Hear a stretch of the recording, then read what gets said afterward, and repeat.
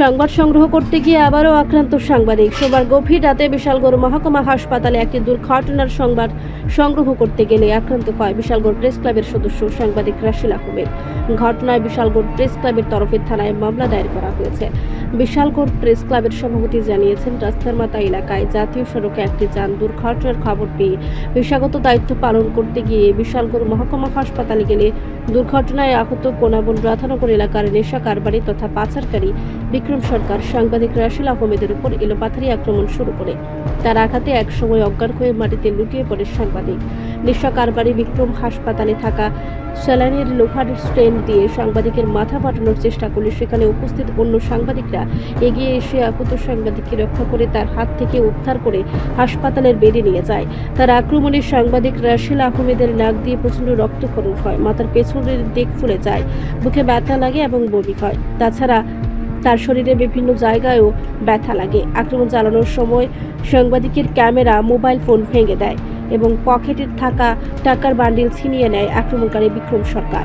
সোমবার বিশালগড় প্রেস ক্লাবের সভাপতি ভবতোষ ঘোষ, সম্পাদক তাজুল ইসলাম সহ অন্যান্যরা বিশালগড় থানায় গিয়ে অভিযুক্ত বিক্রম সরকারের বিরুদ্ধে মামলা দায়ের করে এবং অবিলম্বে তাকে গ্রেফতারের দাবি জানায়।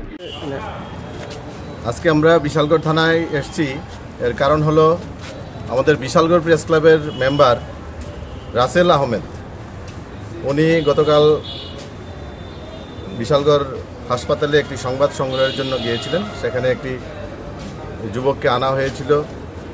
কী কারণে আনা হয়েছিল, সে অসুস্থ ছিল।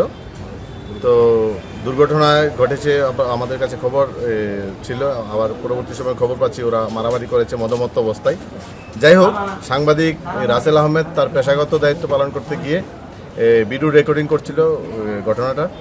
তখন ওই বিক্রম সরকার নামক কোনাবন এলাকার যুবক আমাদের সাংবাদিক রাসেল আহমেদের উপর আক্রমণ করে এবং এলোপাথারি আক্রমণ করে তাকে লোহার রড দিয়ে স্যালাইনের যে স্ট্যান্ড আছে স্ট্যান্ড দিয়ে মারধর করে তার মোবাইল ভেঙে দেওয়া হয় এবং তার পকেটের কিছু টাকা ছিল, এই টাকাগুলিও কেড়ে নেওয়া হয়।